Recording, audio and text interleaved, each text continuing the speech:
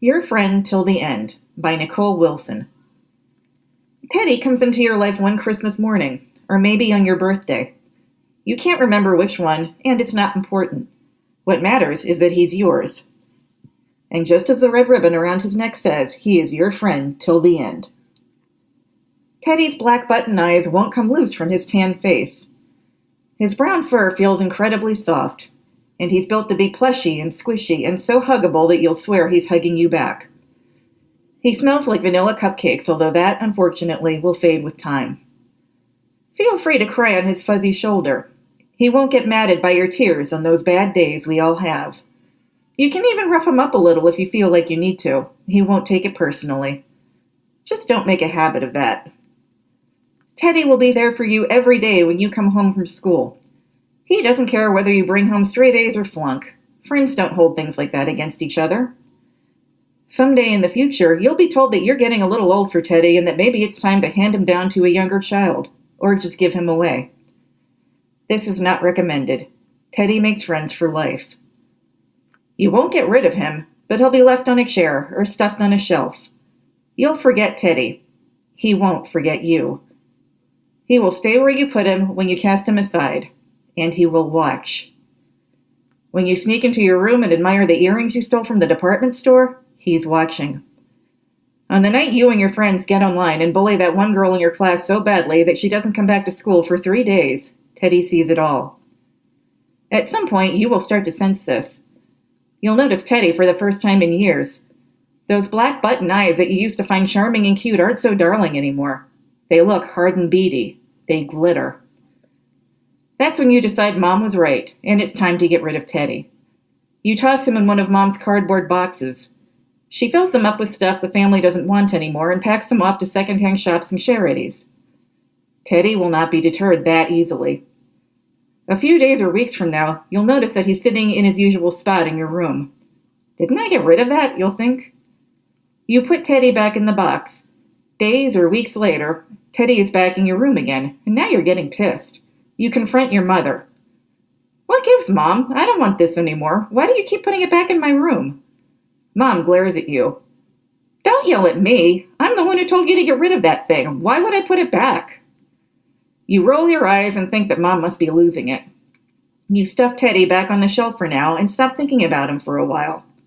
He doesn't stop thinking about you. And one night, you have a nightmare. You dream you're in bed and Teddy's hovering over you. His head fills your entire field of vision. You can't see past that round face, those glittering black button eyes. You can't move. You can't get away from that cold, lifeless stare. When you finally wake up and escape the nightmare, you turn on the bedside light.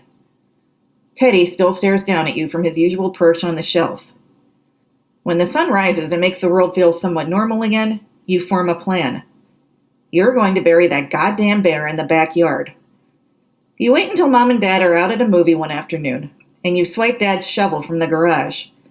There's plenty of dirt surrounding a tree in the backyard, and a little bit of disrupted earth shouldn't be too obvious if you're careful to pat it all down again.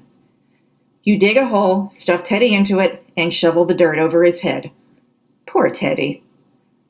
You forget about him again until the day you cheat on your history final. Normally, you wouldn't do that sort of thing, but if you don't pass this final, you might have to repeat the entire grade. You aren't caught. But when you come back home and head up to your room, you stifle a scream. Teddy is on your bedspread, caked in the dirt you threw over him. And now you don't know what to do. You think about setting Teddy on fire, but you're afraid of how wild and unpredictable fire can get. You can't tell anyone else what's going on. They'll think you've lost it. You have one last idea. You put Teddy in the washing machine to get all the dirt out of his fur. You hang him up to dry, although the idea of tossing him in a dryer set to high and allowing him to burn to a crisp crosses your mind. You don't know if that would work, or if his plastic eyes would melt all over the dryer, though, and you don't need Mom yelling at you. Your aunt has a 6-year-old daughter, and the next time your family visits hers, you take Teddy along. You offer him to little cousin Melanie as if you're doing something kind and generous. Little cousin Melanie takes one look at Teddy and bursts into noisy sobs.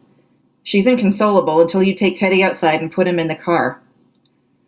Teddy could have warned you that would happen, if he could talk. Teddy is non-transferable. The next day, you throw Teddy in the trunk of the car and tell your parents you're meeting friends at a nearby lake for a picnic. There is no picnic, of course. You are going to weight Teddy down with stones and drown him in the water. Let's see him get out of that one. Let's see him find his way back to you. You're caught up in how brilliant your plan is, and at first you don't notice anything odd. But something happens at the corner of your vision, and you glance at the passenger seat. Teddy's sitting there, gazing up at you with those glittering black eyes. You scream. The shock makes you jerk the steering wheel, stamp down on the gas, as if you could drive away from him. Your car swerves and smashes head-on into a car in the opposite lane. The workers who retrieve what's left of you from the accident scene find Teddy oddly unscathed. They return him to your parents. A few months later, when she can stomach the thought of doing this, your mother drives Teddy out to the place where you died. She sets him up against a tree by the side of the road, fixes him there with some pink ribbon, and ties balloons to his paw. And that's where Teddy stays. Unlike his namesake, he can't speak softly. Indeed, he can't speak at all. And his chubby paws cannot carry sticks, whether big or small. But he has a very long memory, and he's loyal. And just as the red ribbon around his neck says, he is your friend till the end.